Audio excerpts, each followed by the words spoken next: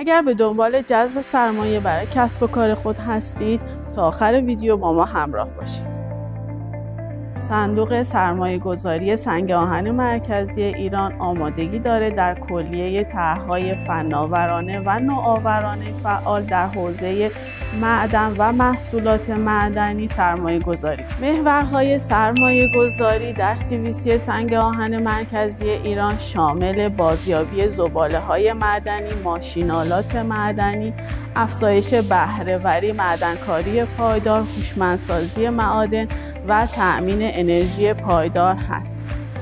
برای شروع درخواست سرمایه گذاری اول به سایت samino.ir مراجعه کنید و درخواست اولیه سرمایه گذاری در آنجا ثبت کنید. در صورت تایید اولیه طرح در واحد ارزیابی صندوق و قراربارگری اولیه از شما دعوت میشه برای ارائه طرحتون به صندوق مراجعه کنید.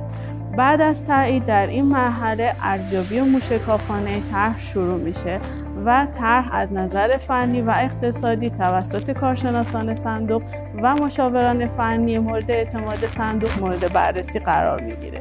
در صورتی که طرح در این مرحله مورد تایید قرار گرفت، طرح توسط کارشناسان رسمی ارزش گذاری میشه تا درصد مشارکت متناسب با مبلغ سرمایه گذاری تعیین بشه و در صورت توافق طرفین قرارداد سرمایه گذاری بین طرفین منعقد شده و سرمایه گذاری روی طرح آغاز میشه. با ما همراه باشید. سامینو، پیشرو در نوآوری، هوشمند در سرمایه گذاری.